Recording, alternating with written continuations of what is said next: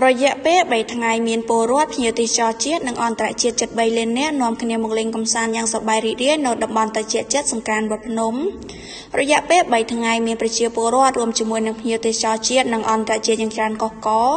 ជិត3លាននាក់បាននាំគ្នាមកលេងកម្សាន្តយ៉ាងសប្បាយរីករាយនៅតំបន់ត្រជាក់ចិត្តសង្កានវត្តភ្នំឆ្នាំ2025នៃពិធីបុណ្យចូលឆ្នាំថ្មីប្រពៃណីជាតិខ្មែរនៅរមណីយដ្ឋានវប្បធម៌ប្រវត្តិសាស្ត្រវត្តភ្នំ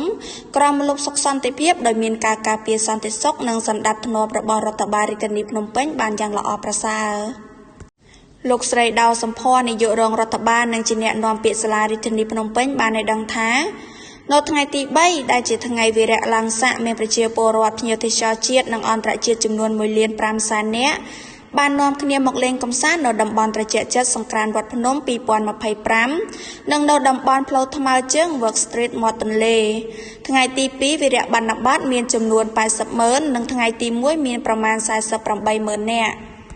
លោកស្រីដៅសំភ័របានបន្តថាប្រជាពលរដ្ឋភ្ញៀវទេសចរជាតិនិងអន្តរជាតិមកលេងកម្សាន្តនៅតំបន់ត្រជាក់សង្ក្រានវត្តភ្នំឆ្នាំ2025មានការកើនឡើងរាល់ថ្ងៃដោយការពីថ្ងៃទី1មានចំនួន48,000នាក់ទេហើយតែថ្ងៃទី2កើនដល់80,000នាក់និងនៅថ្ងៃទី3កើនដល់1.5 លាននាក់ហើយនេះមិនបានរាប់បញ្ចូលសង្ក្រាន្តតាមសាលាខេត្តទាំង14និងនៅតាមវត្តអារាមនិងតំបន់ទេសចរផ្សេងទៀតនោះទេ